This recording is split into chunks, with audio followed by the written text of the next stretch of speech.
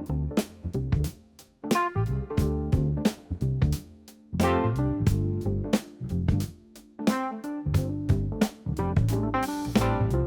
and welcome to Meet the Author. I'm Louis Meyers, your host, and we are especially honored today to have with us by Zoom from New York State, Dr. Harold Varmus. And I'm going to take a couple of minutes to introduce Dr. Varmus because his CV is fairly extensive, but I think it's important.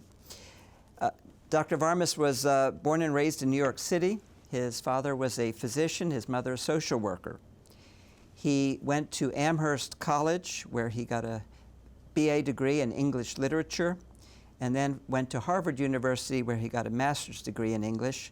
At some point during that time, he developed an interest in science and medicine and applied and was accepted at Columbia Medical School, where he graduated. He would subsequently go into a career in research which is extensive. It began at the NIH in 1968 as a research fellow, working with Dr. Ira Paston.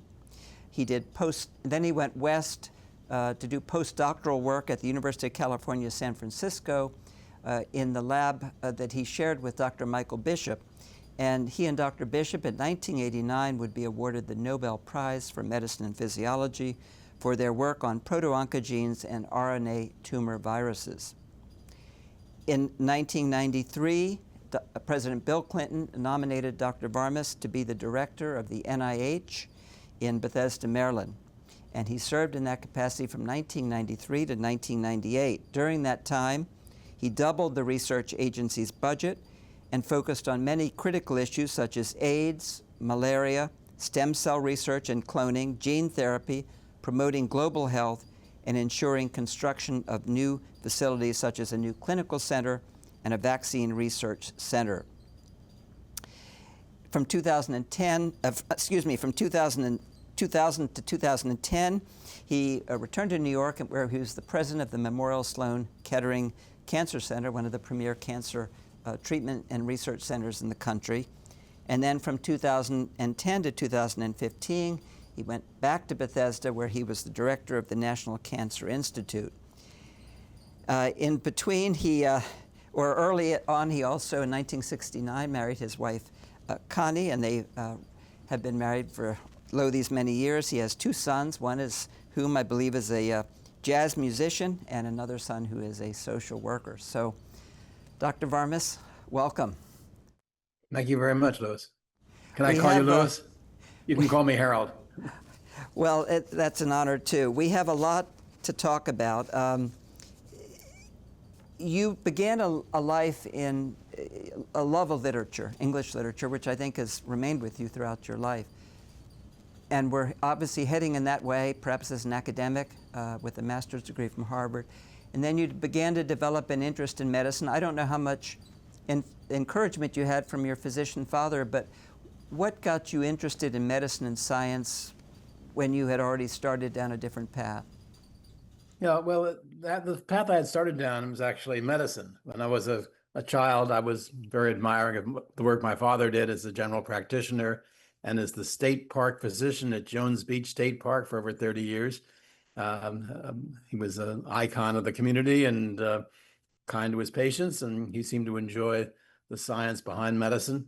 And the assumption was that as a Jewish boy who growing up in a family with a physician as a father, and my mother was a psychiatric social worker, that I was headed for a career in medicine. So yes, I liked to read and I enjoyed literature, but when I was in high school, the assumption was I was one of a small cohort of reasonably smart students who were going to have a life in medicine. But when I got to college, my interests diverged a great deal, and I spent quite a bit of time with some affinity for history and philosophy and especially English literature. And it was actually a deviation at that point for me to go on to graduate school in literature. I enjoyed that because I had a wonderful time with my fellow students who were studying literature. I enjoyed my time under the direction of a young literary scholar William Pritchard, who is still reading and criticizing literature up there in Amherst, Mass. And I had been the editor of the college newspaper, and I thought there's no reason I need to be saddled with with medicine just because my father was a physician, and that had been my interest for a long time. So I gave literature a try, and along the way, I began to hear from my classmates who were studying medicine, and they seemed to be having a better time than I was. And I decided to apply to medical school again. I had applied earlier, and I found that there were ways I could think about being a physician who also did literature on the side, and possibly even did things like put literature together with medicine. There's a very rich history of literary stars who were trained as physicians. And then, of course, as it turned out, just to cut to the chase here a little bit, I ended up having a life that is informed by medicine and literature, but my life has been about science, which is really very different from the practice of medicine. I've never had an extensive practice of medicine, even though I did go to medical school.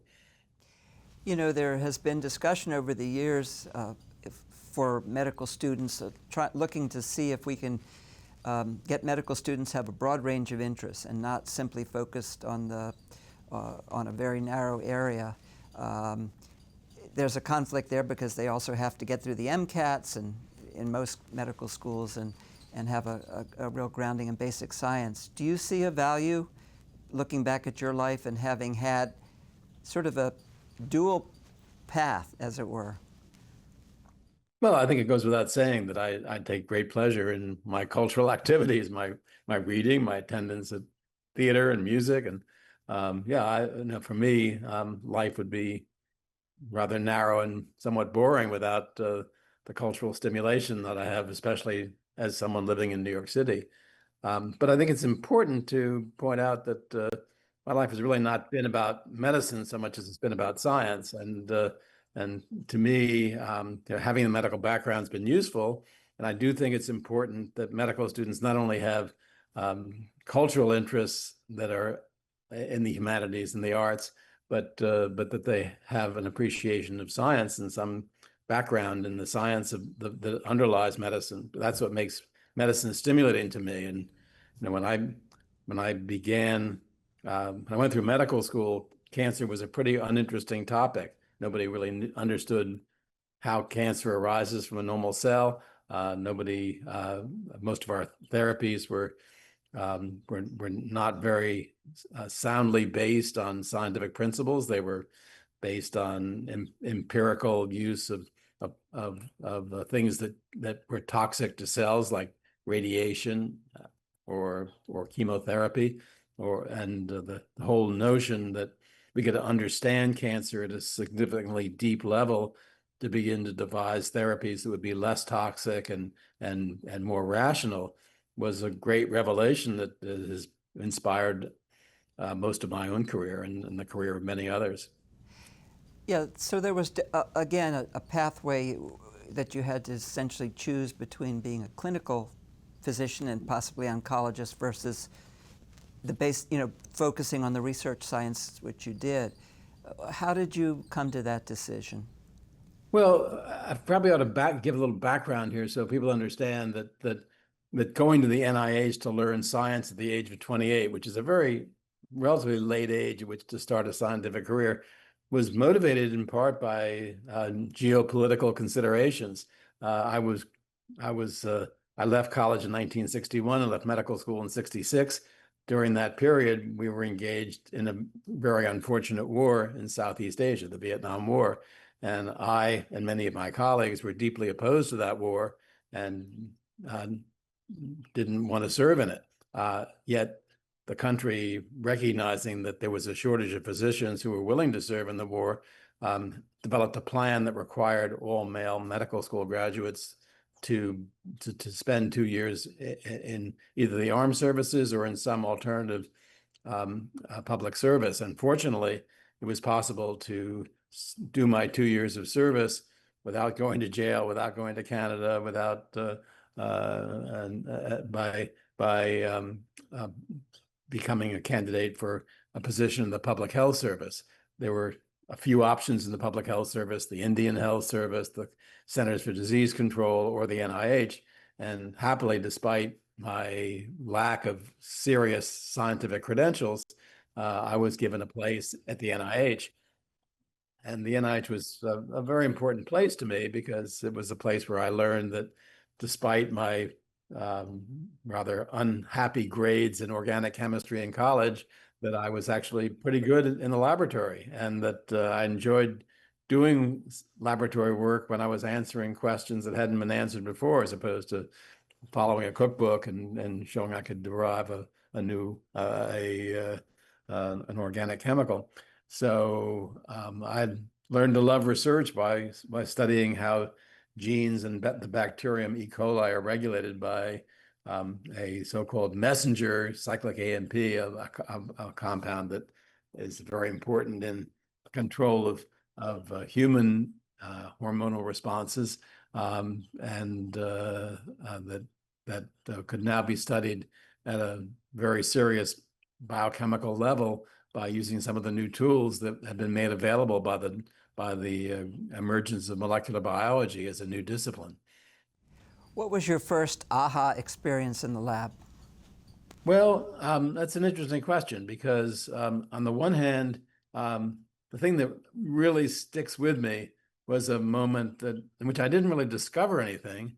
I just knew that I had an assay, a test that worked. And it was a test to show that the gene whose regulation I was trying to study could be measured directly by measuring the amount of RNA that was made from that gene in the bacterium. I had made devised an assay that was based on work by many others, so it wasn't totally novel. But I remember standing at what we used to use as a means of seeing our results, a so-called liquid scintillation counter. And it was a Saturday morning, and I could see that the test I was using would produce thousands of signals when there was when the gene was active, and essentially no signal when the gene was inactive. And I knew I had a powerful tool for measuring gene activity, and that was a remarkable thing for me. And then once I had that tool, then I could answer a lot of questions about what was then considered, and I still would consider, an important phenomenon: how bacteria regulate expression of the new genes. It's got to be remembered in this day when people understand many of the deep complexities of gene regulation, that in the late 60s, it was very difficult to study how a gene is turned off or turned on. I think even most laymen are now comfortable with the idea that we human beings have many thousands of genes, and one of the reasons that our skin cells differ from our heart cells or our blood cells is because they make use of a different constellation of our genes in different cell types. How is that controlled? That's a fundamental problem in understanding how life works, and being able to study those genes one by measuring the RNA that's made from a gene to allow the cell to make the protein that's encoded by the gene. Well, that's just one of those fundamental things. And if you have a tool that allows you to measure a gene that you're interested in, well, suddenly you have a very powerful instrument to try to understand how nature works. And that, completely upended my aspirations to be a practicing physician. I wanted to understand how genes worked, and I wanted to understand whether we could use these new abilities to understand individual genes to try to understand complex human diseases like cancers. I've talked to other scientists, not many, but a few, who have had similar moments when they've discovered something that perhaps no one else, as to the best of their knowledge, has ever discovered. What was that moment like for you? Well, I'm not sure which instance you're talking about, because the context in which what I would call our discoveries, as opposed to demonstration that we had a technique that worked, occurred in a variety of different contexts. The discovery for which Mike Bishop and I are most famous, because it's the discovery for which we won the Nobel Prize, was the discovery that was actually seen first, not by us, but by the postdoctoral fellow who was working with us, a man named Dominique Stalin, who did the actual experiment that we had advised, we had worked together to set up and to carry out. And that was a thrilling moment, because we suddenly knew that a gene from a virus that caused cancers in chickens was a gene that clearly had a very close relative that was found in the animal from which the virus was derived. And that discovery that you mentioned in the introduction to this discussion, a proto-oncogene, we could intuit from some fairly primitive information, was a normal cellular gene that was conserved during evolution. And presumably, we later showed that, yes, it did carry out normal functions in normal cells, and was critical for normal development of not just chickens, but it turns out that these genes that we discovered are of fundamental importance in the day-to-day life and the development of all of our tissues. So one of the strange things about the notion of cancer is that cancer is a disease that truly arises from aberrations of the things that make us who we are. You went out west to San Francisco, the University of California, San Francisco. You mentioned Dr. Michael Bishop, who you shared the Nobel Prize with. The work you did there was groundbreaking. You're certainly the first Nobel Prize winner on my program, and I think it might be fair to say the only Nobel Prize winner that this station has been able to talk with. So I guess I'd like to... I'm sure many others would be delighted to talk to you. I guess I'd like to ask about the process. We have seen recently the president lobbying for his own Nobel Peace Prize, but in the world of science, there is politics around, spoken or unspoken, around Nobel Prizes. What goes on, as far as you know, behind the scenes? Well, it's not that complicated, or not really a major secret.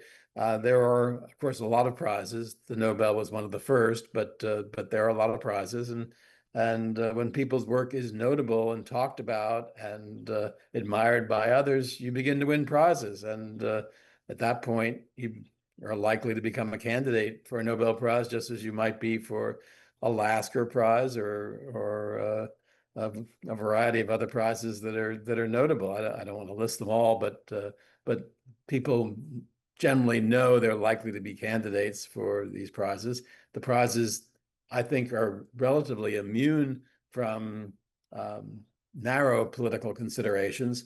There are juries, of course, and who's on the jury makes a difference. The best prizes attract the strongest jury members, people who have themselves won prizes and who have done notable things in science. I think it is a reasonable thing to ask whether prizes are a good idea or not. Science has its own rewards of the satisfaction of making discoveries, but I do think there is a public function that's served by prizes, by bringing scientific work to public attention. And I myself have been a juror on the Lasker Prize jury for many years, and recently I was involved in setting up the jury and the procedures for another prize called the Merkin Prize, which is intended not just to award discovery, but to award people who have made technical improvements that lead to improvements in clinical care of patients. And I think those prizes are useful because they help to explain to the public at a time when the appreciation of science is not as high as it used to be. It's, the public still does, for the most part, consider science a worthwhile activity, and the products of science legitimate cultural instruments that help us lead better lives. But there is a lot of skepticism about science, some of it, I'm sorry to say, being projected into the public domain by some of our government leaders these days. So while I don't want to politicize this interview, I think it's very difficult to talk about the role of science in medicine and in public life without pointing out to your listeners that right now science is under a lot of strain as a result of some of the antics of the Trump administration. I think that it's fair to say probably that anyone who wins a Nobel Prize in whatever area, it is life-changing, and it's not just the money that the award, but the prestige and the doors it opens. I think one of the doors it probably opened for you was your nomination to be director of the NIH in 1993 by President Clinton. And I did want to ask this. It was fascinating to me in reading your book. You did have, I think, 25 people involved in your lab at UCSF, which is not a small lab, but it's not gigantic. And you went from that to the director of the largest medical research funding agency or group in the world, with thousands of employees and billions of dollars in budget and all of the politicization that comes with that. And you write extensively in your book about that. What was it like to make that transition?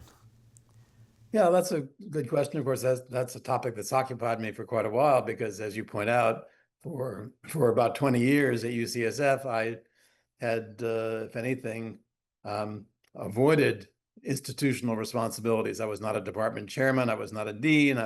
I just went about my responsibilities as a teacher, as a mentor, as a scientist, and doing some work that was socially beneficial for the scientific community, but not dealing with any administrative tasks. I think you're absolutely right that the prize made quite a lot of difference in establishing my eligibility for a job like the job as director of NIH. But it wasn't just the Nobel Prize. The fact is, I've always been interested in how institutions work and how leaders affect what well-endowed institutions do.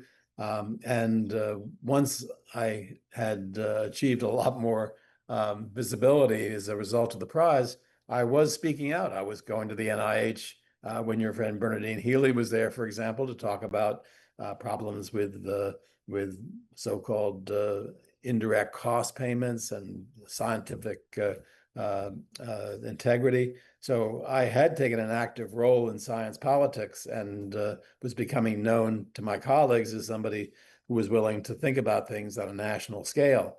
So it wasn't just that I had gotten this token from Stockholm that made me an eligible candidate for the NIH directorship. What did President Clinton, when he contacted you, what context did he put this in, or how did he approach it? Well, I have to tell you something that may be disappointing to you. I didn't meet Bill Clinton until well after I had been confirmed by the Senate, and actually, my meeting with Bill Clinton, which I think first occurred late in 1993, was the result of my having met his wife, who would come out to the NIH. But the way the process of becoming the NIH director works does vary from one administration to another. But in that particular instance, the Secretary of Health and Human Services, who's responsible for the search for a new NIH director, was Donna Shalala, who was herself an academic and was used to setting up academic search committees. She set up a search committee that included a number of NIH people, but also colleagues of mine, including the chairman of her search committee, Bruce Alberts, who was a close personal friend from UCSF and was then the president of the National Academy of Sciences. So, I was immediately known to the committee through my friend, Dr. Alberts, and perhaps no surprise that I was under consideration. And because Donna Shalala has a lot of respect for the accomplishments of successful academics, I think my name probably rose to the top of the list more quickly than it might otherwise have with another secretary of HHS. You know, when we But I spoke didn't to, meet President Clinton. I talked to people in the White House, but I didn't meet Bill Clinton and in your until book, you sometime have some after I was very installed. in your book, you have some very positive things to say about Hillary Clinton. Of course, that was the period when she was working actively on health care policy, but you had I think, a lot of respect for her knowledge And I and still do. questions. I have Yeah, a lot of respect for Hillary yeah, Clinton. The Her work on healthcare reform, which was not very successful, I'm sorry to say, was not the context in which I met her. I met her because I can't remember the details, but she was invited out to visit the NIH shortly after I arrived, and she spent a full day talking to scientists on campus. We arranged for her husband to come out and get acquainted with the campus. She told me the story about how she had been discussing the retrovirus life cycle with her daughter, who was then a student in Washington, D.C. yeah. And we arranged for Chelsea to come out and spend a week working in NIH laboratories. So Hillary was a very important colleague for me in the dealings that I had with the administration, because she obviously was close to the president, and he became quite interested in the NIH as well, and came out for a few visits, and we did quite a few things together. So that was, those relationships turn out to be as important as anything else once you become the NIH director. Having friends in Congress and having friends in the administration, and good uh, uh, pathways to people who have power. Yeah, I think that's fascinating part of the book, really the second half of the book, or much of it, the sort of navigating through the system and advocating, and I guess I would ask, though, again, when you were offered the position to move back east, take over the NIH, I assume this was a discussion you had with your wife as well. Was there any trepidation? Well, sure. I mean, we had kids in school, and my wife grew up in Washington, D.C., and was not eager to go back there. She had been offered a wonderful job as editor of the book review at the Washington Post some years earlier, and I had persuaded her not to do that. So there was well, I don't know if I'd call it a family crisis, but certainly intense discussions about how we were going to live. It turned out that she was able to get another job in the newspaper business as a writer at the Post, and later with a newspaper chain. So she had good work to do as well, and our kids got sorted out. My older son was going off to college anyway, and my younger son was able to go to Georgetown Day School in Washington. So, it worked out for everybody. We lived in a nice neighborhood, and I I liked living there because I had a very nice bike ride to work through Rock Creek Park, and 12 miles each way. That was a wonderful. I was in great shape, You were, and yes, my head was you were clear. known for your bike riding, and And given I hope to the be still known for my bike riding. good for you.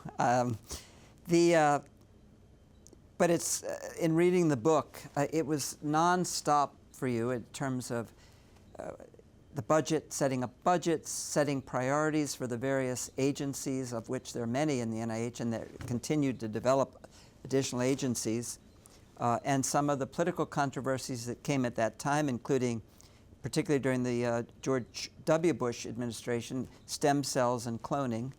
And you write about Well, all of remember though this. that I was not there, and then I was the cloning issues arose during Clinton's administration, and when I left a year before President Clinton's term was over, so I wasn't there for any of the Bush time. I was active politically in advocating for stem cell research, but I had actually begun that advocacy when President Clinton was in power. In fact, the very first political act that I was involved in as NIH director in the end of 1993 was overseeing the composition of a report on human embryo research, because there had been a lot of work on mouse embryos, and people were looking forward to a time when human embryos would be objects of study. If you really want to understand human development, you have to understand the rules that get us from conception, fertilization, to a newborn baby. And those are obviously controversial kinds of things to study, because they involve working with human beings in development within the mother. You were also, of course, at director of NIH when AIDS was still a conflagration, totally out of control. Still at that point, we still didn't have the effective medications that came on in 1996. They came into use during my time there. Right. Many of the issues that had really electrified the world of science and medicine during the AIDS pandemic occurred before my time, though.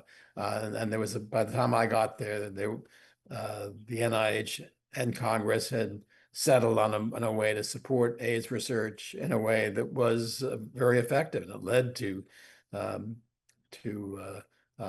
effective drugs, much better diagnoses, and a rapid improvement in the way we control the disease. The great failure was in our inability, which continues to this day, of having an effective vaccine against HIV.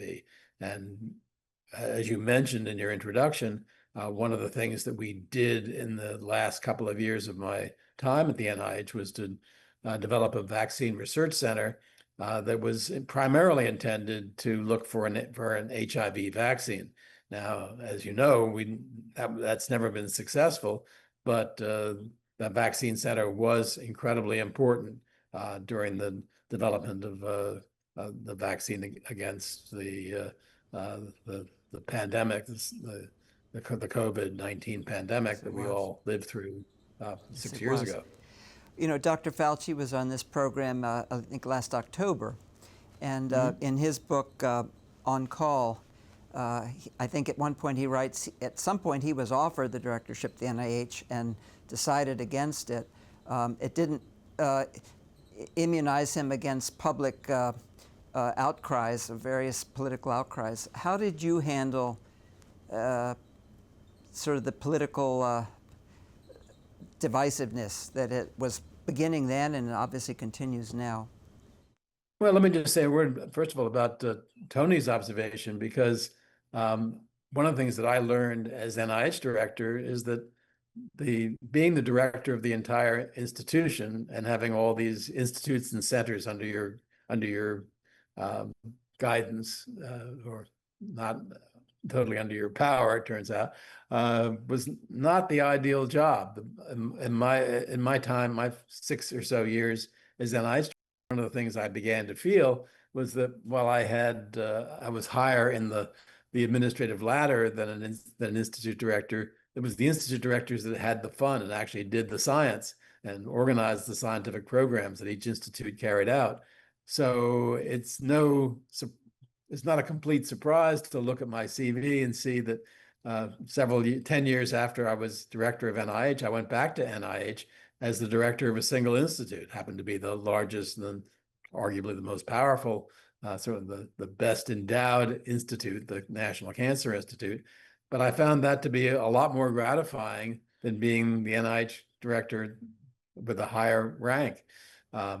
And that's because the institute directors are the ones that develop the scientific programs, the training programs, and are actually engaged in a day-by-day basis with the actual work of the NIH, as opposed to being the leader of the whole institution, where most of your job is dealing with Congress and with members of the administration. And while that's all enjoyable and valuable, it doesn't have the same intellectual quality that is given to people who run individual institutes.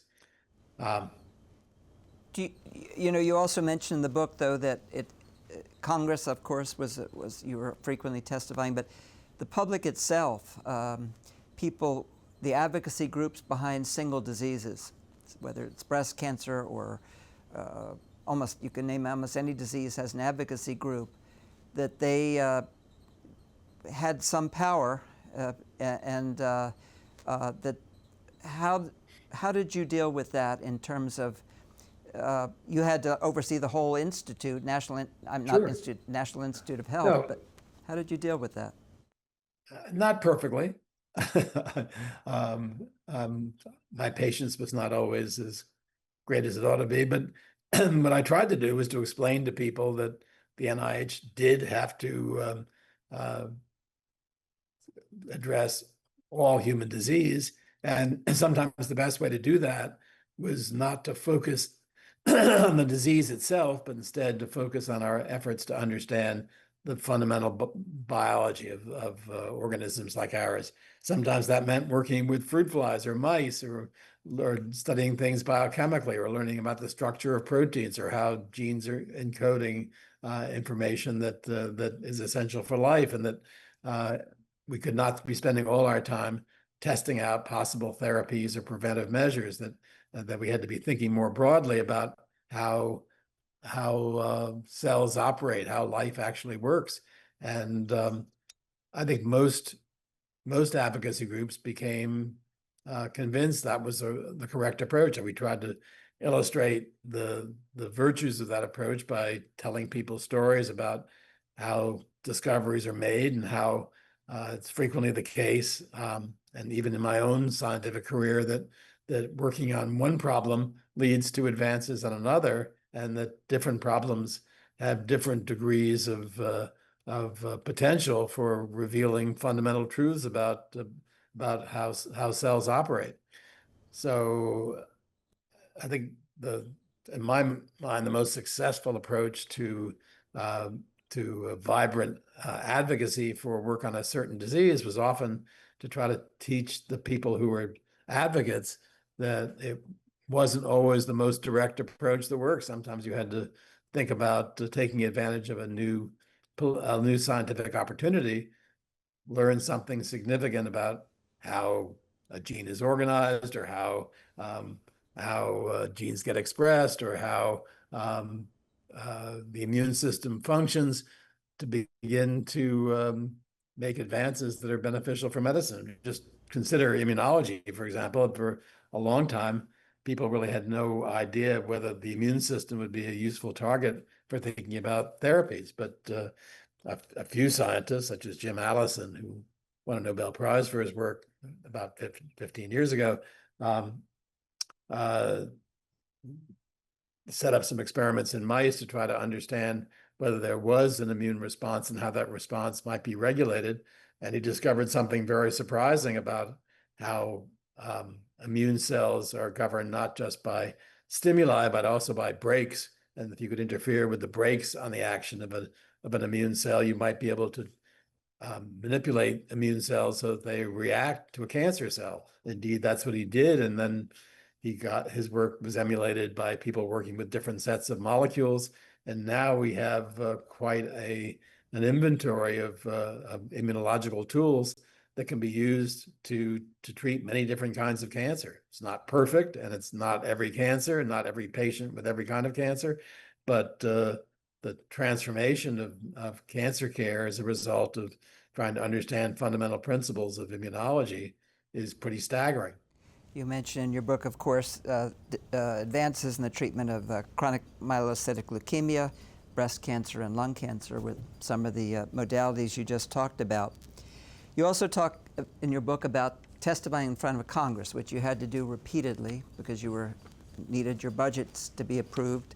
Many people who've been down to witness hearings over the years find that it's something of an echo chamber, with congressmen and senators basically just trying to make their political points and not really necessarily understanding what the witness is trying to tell them. But in one of your testimonies, one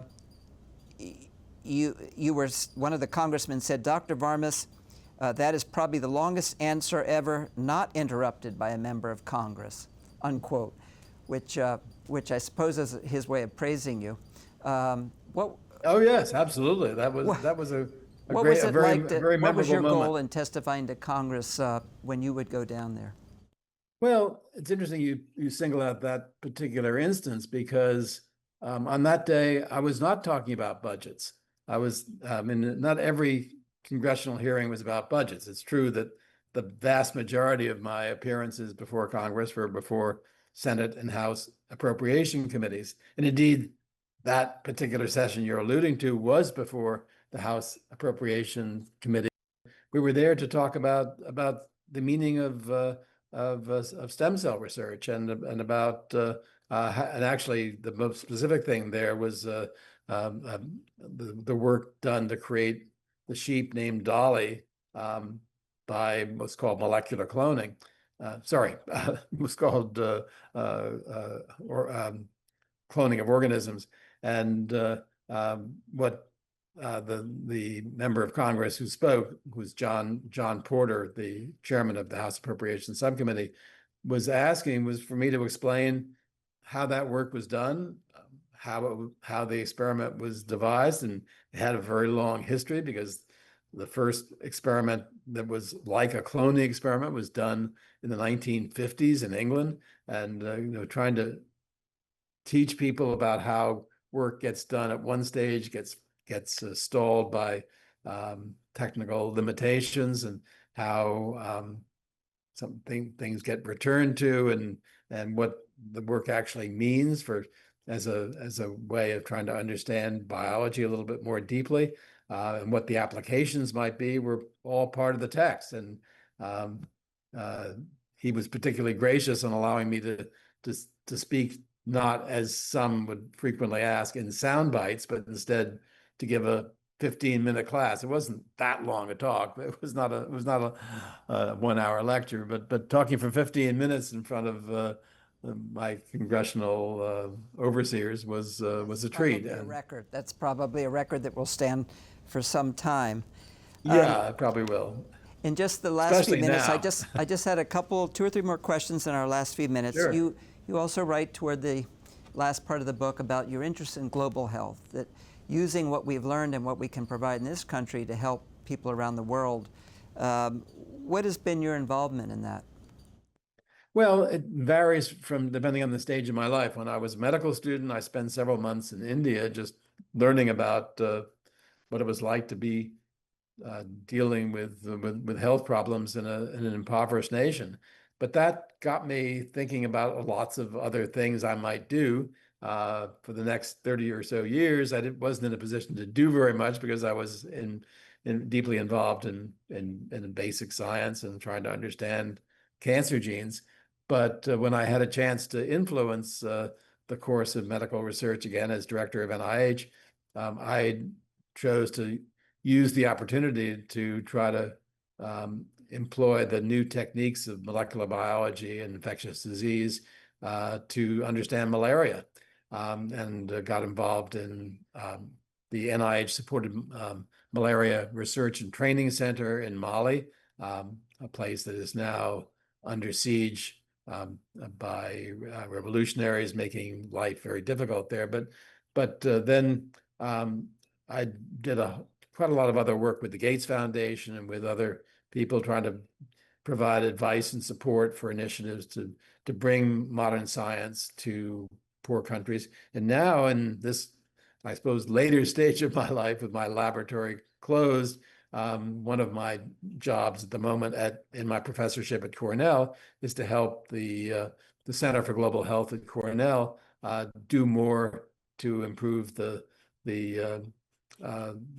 control of cancer in countries like, in particular, Tanzania, where the Cornell Global Health Center has been affiliated with a hospital in a city called Mwanza on Lake Victoria, by trying to control the incidence of cervical cancer by improving vaccination rates, understanding which strains of human papillomavirus are actually prevalent in the area, bringing some techniques that would be useful for treating colon cancer, which is a disease that is increasing among younger people, not only here in the US, but throughout poor countries, including countries in Africa. So right now I'm quite heavily involved in trying to do things of that sort. One other effort I've been making in global health is to work with the World Health Organization. I've been the chair of the Science Council at WHO for some years, but unfortunately, our current president has cut off our funding for the WHO, and the result is that the activities of the Science Council are markedly truncated in a way that is extremely disappointing to me. Well, it sounds like you are still involved in so many areas. I did want to ask you, do you miss being in the lab? Well, I haven't wielded a pipette for many years. I do miss having a laboratory because that meant that I had kind of mandated nearly daily conversation with younger people who are trainees. And right now, when I go to work, I may see a few of my colleagues, but I don't have a lot of interactions with trainees. I lecture to medical students. Yes, that's fine. But so one of the things I've done in the last several years is to teach an undergraduate course about science and society. Now I'm teaching that at Columbia, and that gives me a chance to meet a very young class of students, undergraduates with whom I've had very little contact over my career. Mostly I've been in health centers working with graduate students, postdoctoral fellows, young physicians and scientists. So working with undergraduates who haven't yet even decided whether they're going to be choosing a scientific career is both sobering and exciting. And I'm very troubled by the attitude towards science in the country that's reflected in actions taken by our current president, because it's presenting science as a career that